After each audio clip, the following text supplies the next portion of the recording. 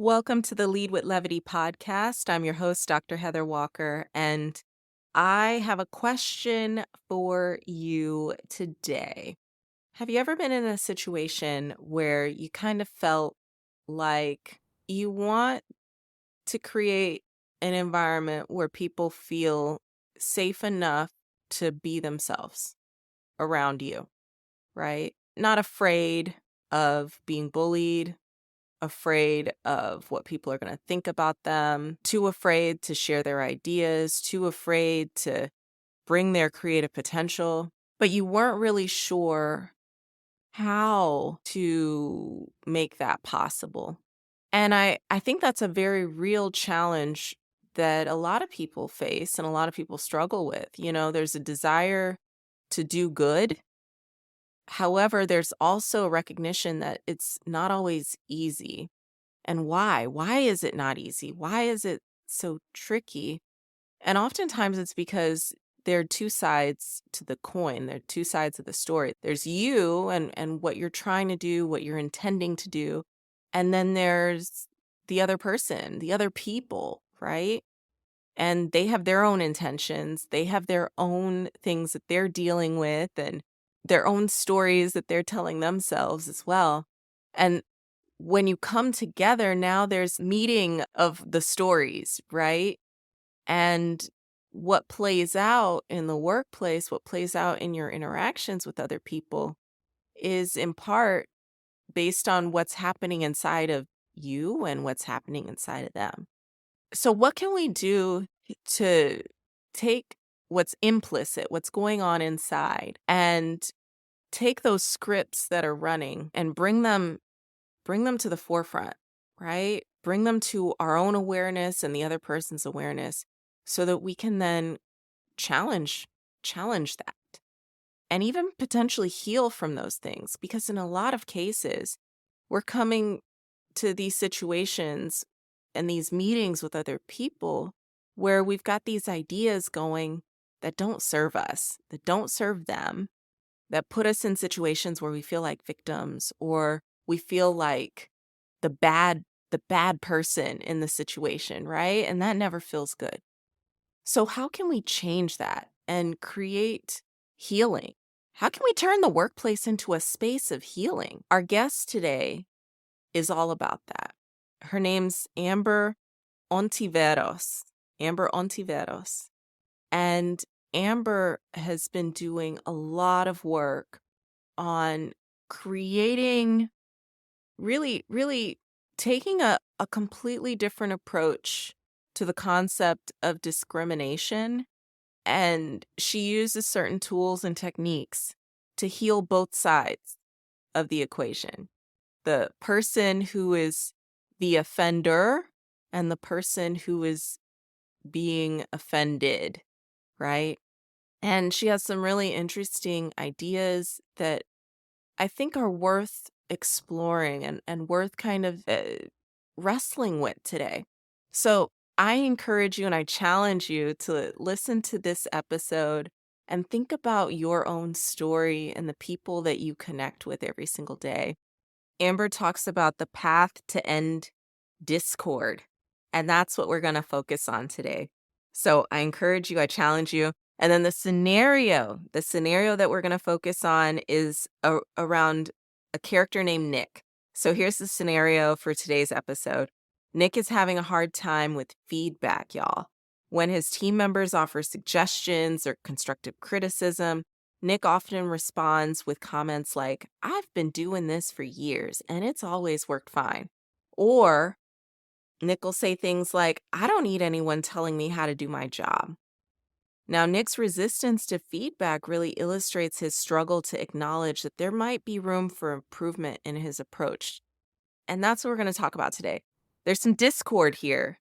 What is a path that we can take to end discord with others? Enjoy. It's time for a sneak peek. Sneak peek, sneak peek. If you have these 4 beliefs that you're believing all the time, I'm not worthy, I'm not enough, I have to win, I don't have enough. And this RES filter is basically on autopilot because it's your autopilot. you're running around thinking this all the time. So that means negative beliefs about yourself are on repeat. The way that we want to change the world is to make us feel good about ourselves. The way you change Nick is to make him see who he really is, which is he can overcome anything he wants. It's about his mindset. And now, on with the show. Thanks for tuning in to the Lead with Levity podcast. To get resources mentioned in this episode and find out what we're all about, check us out at leadwithlevity.com. Welcome back to the Lead with Levity podcast. I'm your host, Dr. Heather Walker, and today I have the pleasure of speaking to a discrimination expert. And she is going to share so many jewels and wisdom, pieces of wisdom with us today. Her name is Amber Ontiveros. Amber is the author of Heal the Four Woundings. She helps companies create policies around discrimination and how do we actually create environments that are inclusive, safe spaces. Amber's worked for the Bush administration as well as the Obama administration, and she's coming to us all the way from Portland, Oregon today. Amber, how are you? Thank you so much, Dr. Wachter, for having me here. I'm excited. I'm excited too. Can you tell me a little bit about your origin story? How did you get into this? Yeah, I was really lucky in that I had moved here when I was young. I went to college in Portland at Lewis and Clark, and I met an African-American senator named Margaret Carter. And I met her and she recruited me to work for her. So I started working for the Democratic Party and eventually started working in the legislature for her and ultimately worked for the head of the transit agency in Portland. And then I was asked to consider applying for a position in DC. And I did, and I was accepted. And I ultimately worked for the Bush administration and the Obama administration. And I was really in the right place at the right time. My passion, as you can tell, is really in policy, and it's about people. I care about people, and I care about people of color and women and those that are low income, those that are underrepresented. So I've tried to use my life to help improve the lives of others. And I recently created this book, Heal the Four Woundings, a guide to end discord and discrimination, because discord and discrimination is an issue that is facing the nation and is facing the world. We're seeing discord right now. So I created this book because I am a national leader in this industry, and I figured I'd have to step up and focus on myself because I had a spiritually transformative experience that resulted in me studying consciousness. And as a result of studying consciousness, I also studied the neuroscience of unconscious bias. Mm-hmm. What I did when I studied the neuroscience was I found these two biases in this other part of the back of the brain that really shocked me. So the first one is called the self-serving bias. And the way the self-serving bias works is that if good things happen to me, I attribute them to myself. If bad things happen to me, I attribute it to things outside of myself. The problem with that bias is that you may be wrong. And so the reason why that bias exists is to protect your self-esteem so that you can overcome a challenge. So let's suppose you applied for a job, you applied for the job, you don't get the job. It protects your self-esteem so that you can overcome not having the job so that you can get the job so that you can eat. The other bias is called the mini-me bias, and there's a problem with that one too. The neuroscientists describe it, and what they found is that people tend to hire people that are like them. And so therefore, that's why it's called mini-me. And so therefore, it oftentimes results in discrimination. So in both of these cases, they're really about yourself. And so as I was studying this neuroscience, I was using a technique. It's called mindful listening.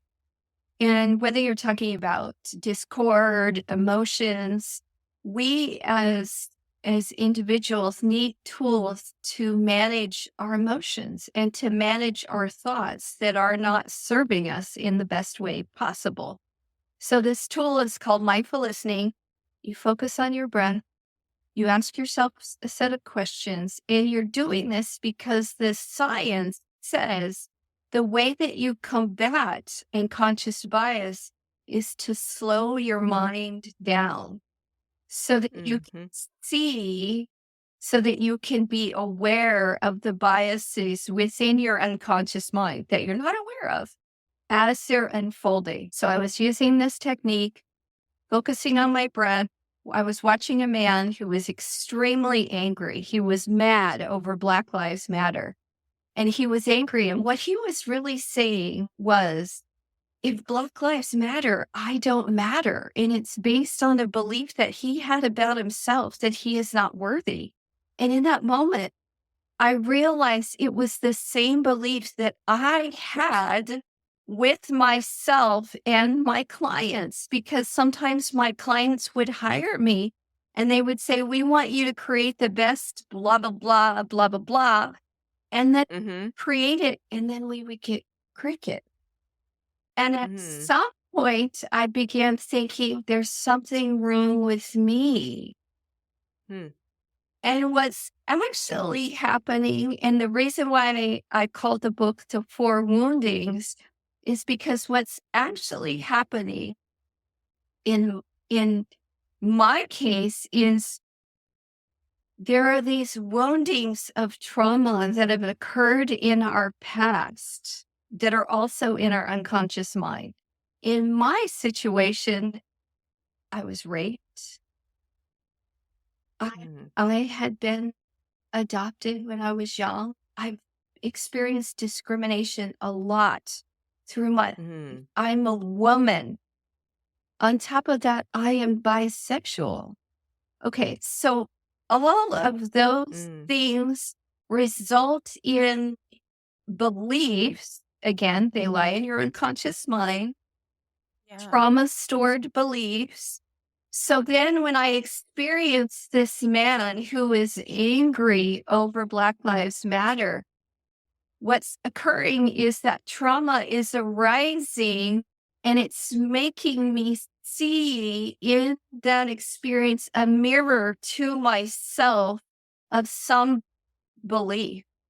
And so what he's experiencing is when he's seeing me is he's seeing, oh my gosh, if you are worthy, that means I'm not worthy, because what he's thinking is I'm comparing myself to you.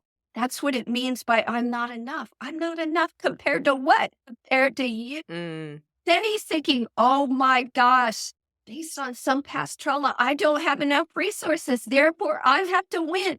That means I have to cut off your resources to a something because I don't have enough. Those are the four woundings that are a perfect triad that are playing out in his mind. And those are the four woundings that are playing out in my mind with my clients, which is... Wait. Okay, Amber, pause. Hold on. I have to unpack so many things that you just said, but let's take a step back. What are the four woundings? The four woundings are, I am not worthy. The second wounding is, I am not enough. The third wounding is, I have to win. The fourth wounding is, I don't have enough. And basically you're saying that based on past experiences that we've had growing up or what we've gone through in our journey, these experiences have fed into these beliefs in different ways. Yes.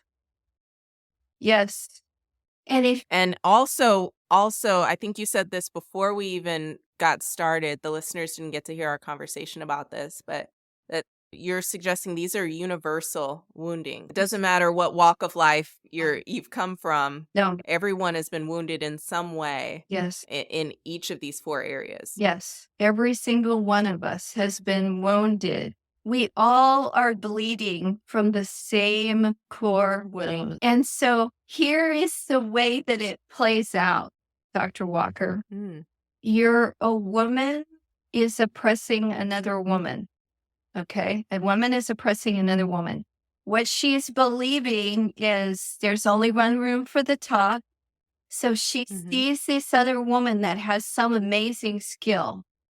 And she sees that woman has this other amazing skill that doesn't exist in her. And so what she's thinking is, oh, I'm not enough because I'm comparing myself to that other woman. And because that other woman has this great skill, she's thinking, I'm not worthy because she has this great skill. Then she's thinking, I have to win because I'm comparing myself to her. And then what she's thinking is, I have to remove her access to a something because somewhere in the past she was denied resources. And so therefore she's thinking, I have to remove your access so that I can get access because I don't have enough. That's interesting. So that I have to balance the scales in some way, right? That I have to win. I have to find a way to balance this. I feel terrible. And because I feel terrible, I something has to change. Yes. Yeah. Yes. And then what's happening, and so then what is happening for the person that is being oppressed, and the book is entirely about power, which is if you believe the other person, in other words, if you get angry at the other person, why do you get angry? So through these techniques, I realized, oh my gosh, Dr. Walker, I'm getting angry because I'm believing. I am believing the oppressive thoughts that are trying to be projected onto me. And when I then saw it for what it is, which is no, what's actually happening with the oppressor is it's not really about me. It's about their own woundings. And when I see that and I know, no, I am worthy. What you're displaying is about you. I am worthy. I don't need to compare myself to you because I know I am awesome. And when I know I'm awesome, I don't have to win. I don't have to put you down to make myself feel good because I know I'm super dope in and of itself. You can be awesome the way that you are. I can be awesome the way that I am. And it's all perfect because I know I'm great.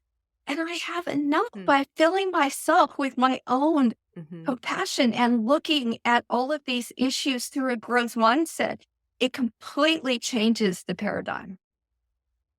So I can feel and see all of the development that you've done. I know that it takes a lot to take yourself from a place of, all right, I feel like a victim, to how can I process this and process it in a way that I can take this and I can move forward with my life, right? And I can even help others. So what tools have helped you get to that point where, now you can actually recognize when you're having those thoughts? Because we all have those thoughts from time to time. We're looking around and we say, I feel uncomfortable in some way. And maybe I haven't put my finger on it. Maybe I haven't put that kind of language to it. So it happens so quickly. So what have you done that has helped you become a little bit more aware of what you're doing and what you're thinking? So many techniques are in the book. So I describe how to use mindfulness just in a situation. So mindfulness is really about being present, just being present and being in awareness of the situation. Because what's happening when we're triggered is that we're either in the past or we're in the future. We're some kind of unconscious belief is swirling around in our minds. Mm-hmm. So I talk about how to use mindfulness. I teach how to use mindful listening. I teach my clients how to use this. I teach breath work for myself and my clients how to stop, focus on the breath, ask yourself a set of questions, because what's happening is, and I'm not a psychologist, but I know you are, Dr. Walker. So I'm not a therapist, though, Yeah. so let's be clear. yes. Well, what's Yeah. is these beliefs that are in your unconscious mind, they create your thoughts, that create your emotions, that create your actions. So in the book, I teach you, how do you go back and trace to your beliefs so that you can change yourself, and asking yourself a set of questions so that you can understand what's the root cause of your own emotions. And then how do you handle that with another person? Well, Mm-hmm. you can use a technique called mirroring, where you are vulnerable with yourself and you acknowledge what are you experiencing, and so that you can show the other person what are the beliefs that are going on in your mind, and also what are the potential things that could be going on in their mind. What I know that we're going to get to a scenario, so maybe we can see how some of these techniques might play out in the scenario. But I'm also curious about mindful listening and what that looks like. How do you describe mindful listening? Sure. So one of my colleagues was threatened by me.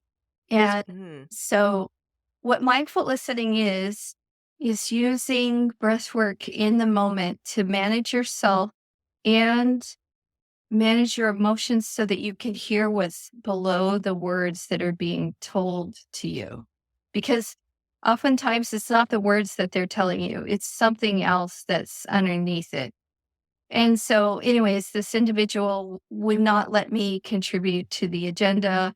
And we're on the same team. That's both of our jobs. And so in his situation, he was seeing something in me that he was worried about because he didn't feel like he had it. By using mindful listening, I focused on my breath and I asked myself a set of questions, which is, why would someone he have to believe about himself in order for his behavior to show up that way?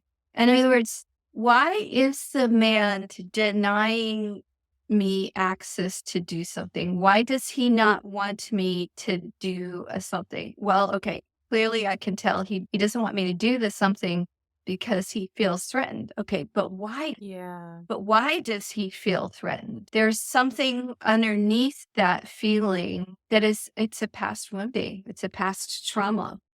And then through that helps me understand how to approach it. So when often my clients are white, we're working on racial equity issues. They're also always usually very nervous. And so I always show up from the place of vulnerability first. So I acknowledge, I know this may be an uncomfortable conversation. You may not know how to say this right. And here may be some of the scenarios that you're thinking. And then I jump into it. And so in this case, with the individual who was threatened, that's exactly how I raised it, which is being vulnerable and saying, I know you may be feeling this way, but that's not real. I see you as amazing in these skills. This is where I am not good at these skills, but you're good at those skills. And so how can we come together? Now, I'm wondering, how did he receive that? because there's always the risk that maybe the assumptions that you had were not correct. Maybe he was thinking something completely different. How did he receive that when you came out and said, "Hey, this is how I'm experiencing you in this moment, and I think maybe it's due to this." Uh, how did he receive that? It took a couple conversations because I didn't go into, you believe that you're not worthy. I just left it at the higher level that I can tell you're uncomfortable with this, with our working together, but we're both here to work on the same thing. You have your skills, I have my skills. I left it at a much higher level. Okay, that makes more sense. It's very subtle, showing that he's feeling the wounding. That you recognize that something needs to be repaired Yes. in the relationship. Yes. Yeah. Yeah. And in order for him to come to the table, because he's coming from a place of wounding, I come to the table with compassion first. Hmm. I can totally see how asking yourself these questions will help build empathy, help you take yourself out of your shoes and get into the perspective of the other person.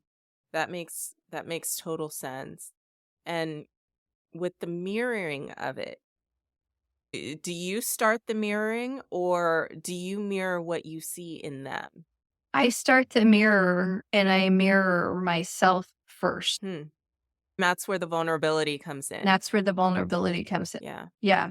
Because again, if we try and point out the mirror that's reflecting back on them, then their whole self-serving bias will become inflamed. So let's see what this looks like in a scenario.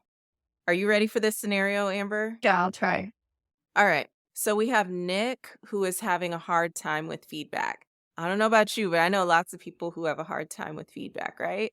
And depending on what kind of feedback it is, it might be, oh, I'm having a hard time with feedback Tuesday, but I can accept this feedback on Friday or from someone else. So Nick is having a hard time with feedback. And when his team members offer suggestions or constructive criticism, Nick often responds with comments like, I've been doing this for years. It's always worked out fine. I don't need anyone telling me how to do my job. So, he's definitely got some resistance when people are bringing up suggestions, when people are telling him, hey, there might be a better way to do this. Have you seen anything like this in your world when you're working with your client? Yeah, I see this issue all the time. This is the common issue that is raised or shared with us. And so in the book, I share a story of what I think is the path to end discourse. So there's a tribe in Africa who does this technique, which is when someone does something wrong or isn't becoming of the tribe, what they do is they put the individual in the middle of the tribe. They encircle the individual, they put them in the individual in the middle of the tribe. And what they say is they remind that person back to the better part of themselves. And what you do is they recount every good deed, every loving, kind action, and every amazing thing that person did. And they tell that individual those things. Wow. And so if someone doesn't want to do something, I would sit them down and remind them of all of the amazing things that they have done. And I would also include in there examples of amazing things that they have done when they first started. Maybe they sucked booty at it. It's an example of growth mindset. Remember when you didn't want to do this, blah, blah, blah, but it turned out to be the best rock starish example. We see this greatness in you and we would like you to lead it. Wow. That's really powerful and a completely different countercultural way of approaching behaviors like that, right? Usually when people are like crispy, crunchy, fried, burnt around the edges, they're sharp. You don't want to touch them. You put them in a corner somewhere and you leave them alone, right? It's rare that people surround them with that kind of love and remind them of how amazing they are to help them come back to themselves, help them see what they can do future. Well, so Dr. Walker, the reason why I included that in the book is because the thing that I learned also in the back of the brain is a system called the reticular activation system. And this is the reason why I believe these 4 woundings are what's causing discrimination and controlling nature, or just in general oppression, is because this RAS filter essentially holds you hostage to what your beliefs are in your unconscious mind. Essentially, it acts like a filter. So the easiest way to think about this is, remember when you were, young, learning how to drive, and you go to work. So you're driving, you're all nervous, you have to focus on everything you're doing. And so you're really conscious. So you get to work. But then when you're older, you're driving, you got the baby in the back seat, you're on your way to work. And then all of a sudden you notice, oh my gosh, I got to work. Well, the RAS filter essentially filters out things except for those that are important. The baby in the back seat is important. How you got there is not important.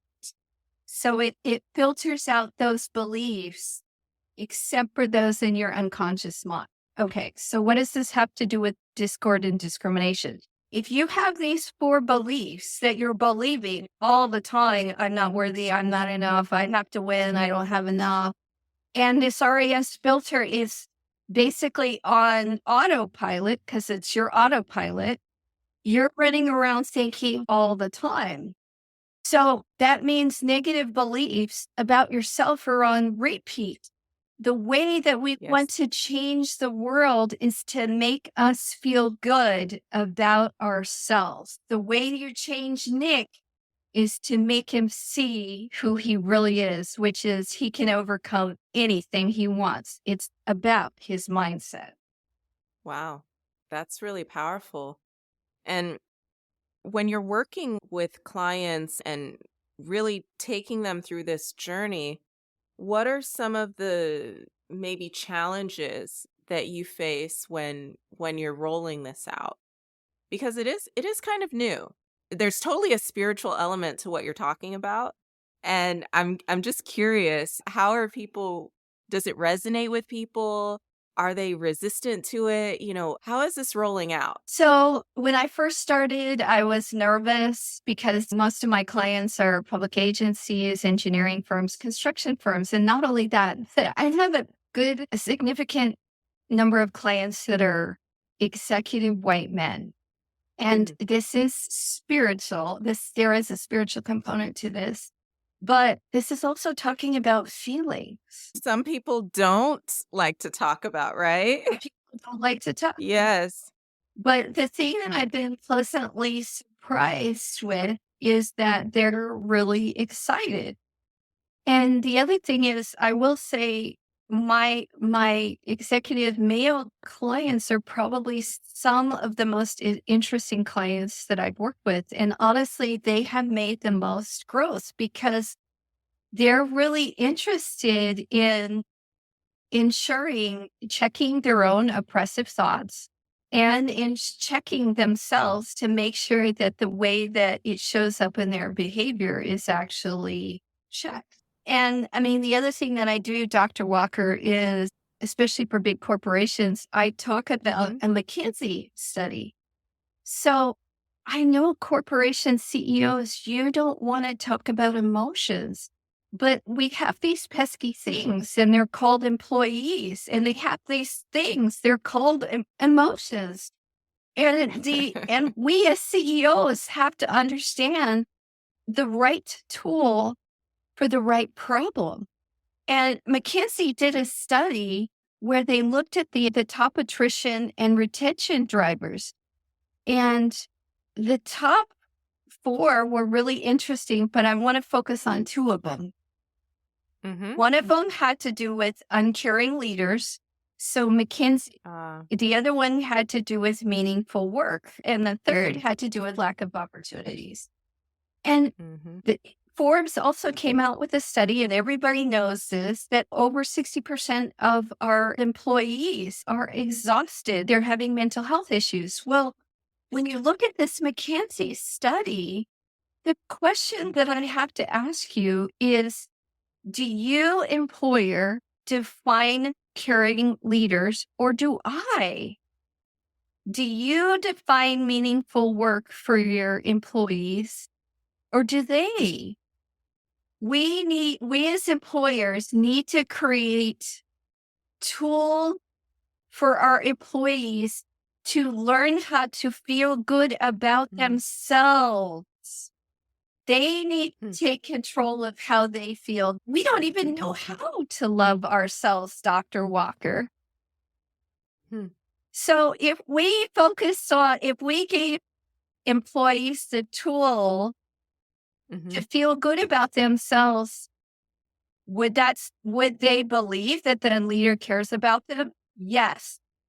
Meaningful work. Do you define meaningful work, or do I? I do. When I feel good about myself, how I love myself in whatever way that is, I define what's meaningful, not you. Yeah. It's interesting. Where do you get all this energy from, Amber?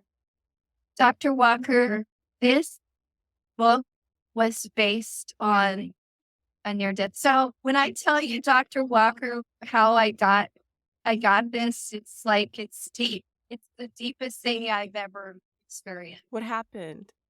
So I have a rare disease, and I had a seizure. And 1 minute I was in my bed, and the next minute my consciousness was floating through the ceiling. Wow. And then the next... So that classical out-of-body experience. Yep. I had a classical out-of-body experience. And then what happened was I was in blackness, and very far away was a pinprick of light, Dr. Walker. And that pinprick of light, it called me, and it sucked me into it with a light of expansive light, infinite light, with a being of light that I call the infinite creator. And there are many teachings that were given to me in the book that I talk about. And so one of them is, you cannot give what you don't have. Right. You cannot give love if you don't have love. And that you are a unique puzzle piece. You have to be that puzzle piece in order for the puzzle to fit together. Completely agree with you. Can we talk about the out-of-body experience? Yeah. Can we talk about that, Amber? Is that okay? Yes. Okay. I know some of my listeners will be upset with me if I don't ask more questions about that. Okay. How did you come back? Do you remember coming back? Yeah. I was made to come back. Honestly, Dr. Walker, this is the reason why I had to study quantum mechanics and consciousness after the near-death experience, because it cracks your consciousness, and you're like, what did I just experience? And it's what it is like is it's energy. The being of light, Dr. Walker, it looked like a being. It looked like a being, but it felt like love. It felt like so much love that I can't describe it. And so it looked like a person, like a light. It had dots of light streaming out from it. Interesting. I had a review of my life, and I experienced every person that I had ever met, and I experienced them as though I was them. And I experienced all of the things that I have ever done that have hurt someone, and also anything that I've ever done that has helped someone. And so because I felt where I had acted badly, that really caused me to come back and study all of this oppression, because the infinite creator is basically saying to you, Miss Amber, you think that you're righteous and in comparison to the Black Lives Matter man, when in actuality, Amber, you have the exact same thoughts that he does. Hmm. Wow. And did you experience all of this at the same time? Was it like a snap and you experienced everything that you did in life and the people that you connected with all at the same time? Or do you feel like you were there for a long time going through the library of your life? It feels like a long time, but it's actually only now. I mean, that's, Mhm. and even the question that you're asking now, Dr. Walker, is the right question, because it's not like here we have, it's like a sequence of, we have a thought and time is sequential, but there it doesn't, it's very hard to describe because you don't actually have thoughts. You just, your awareness, your experience, you're actually a piece of the consciousness of the infinite creator. That's who you really are. You are actually infinite. You are an Hmm. infinite spark piece of the consciousness of the infinite creator. And so Wow. that's why manifestation, the secret, that's why it works, is because what you focus on is what you become, because you are a piece of the consciousness of the infinite creator. Very. Through this book, I'm trying to help people shift their consciousness to one of a positive consciousness so that they can heal. And in healing yourself, you can heal others as well. Exactly. Yeah. Yeah. Oh, so this has been an excellent conversation. We're actually at time, believe it or not, Amber. What is on the horizon for you? Oh, I'm excited. I'm speaking on the book. I'm really interested in taking other clients for executive coaching. Obviously, we also do change management assessments. We would be happy to help anyone with that. And also, I really want to teach this way of healing unconscious bias. This is my mission, Mm. is to help bring healing to the masses and to bring healing between the races. Because if these oppressive beliefs are within me, Amber, someone who is a discrimination expert, I guarantee they're within you. And in that way, I know that this book is a comedy from the infinite creator, because he asked me to write it about me. And it's a love Mm. story about you, because it is the teaching for you to learn how to love yourself. Hmm. Wow. There's definitely a need for healing right now. Now more, I don't want to say now more than ever before. There was always a need for healing. But in the now, I definitely feel a need for healing right now. So, Amber, this has been a wonderful conversation. Thank you so much for enlightening us today and for sharing, man, a different way of looking at this, a different way of approaching bias and what do we do? We know that we all have bias, but what do we do with it? And how do we slow ourselves down enough to do something productive with our biases and to really explore them and to heal from them? So thank you for sharing that with us. And if anyone is interested in getting to know you, learning more about what you're about, where can they go? Go to healthefourwoundings.com and you can send me communication through my contact list. Sounds good. Well, Amber, thank you for joining us today. Thanks for tuning in to the Lead with Levity podcast. To get resources mentioned in this episode and find out what we're all about, check us out at leadwithlevity.com.